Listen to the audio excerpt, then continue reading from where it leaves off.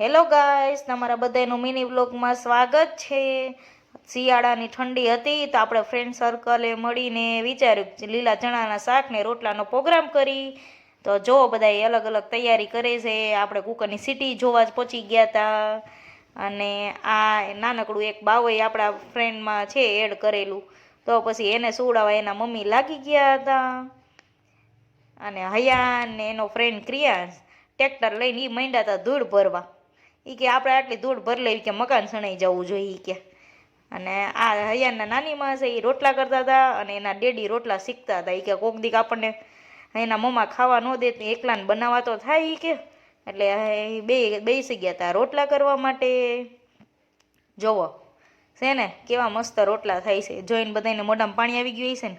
તા તો એટલી વારમાં એક ફ્રેન્ડ લઈ આવ્યા કંઈક બિલાડી। આ તો બિલાડીને થોડીક વાર કીધું આપણે રમાડી લઈ, બધા અહીંયા ઊભા રહી ગયા રમાડવા। કેવી મસ્ત લાગે છે બિલાડી, હાથમાં રાખી એવી પોચી પોચી એવી રૂ જેવી લાગતી હતી ને બિલાડીને।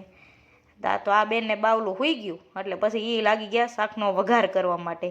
આ શાકનો કલર જોઈને તો એમ લાગતું હતું શિયાળાની ઠંડી ઉડી જાહે હો, એવું મસ્ત શાક પણ રેડી થઈ ગયું હતું અને આપણે પહોંચી ગયા શાકને ચેક કરવા। બની તો ગયું છે ને।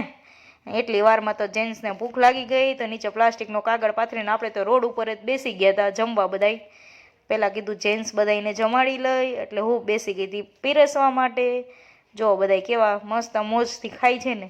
આવી રીતે ફ્રેન્ડ સર્કલને મળીને આપણે જમતા હોય ને એટલે એવી જમવામાં આનંદ આવી જાય અને આપણા દેશમાં તો આપણે ગયા ન હોય પણ એની યાદ આવી જાય એવું લાગતું હોય આપણને।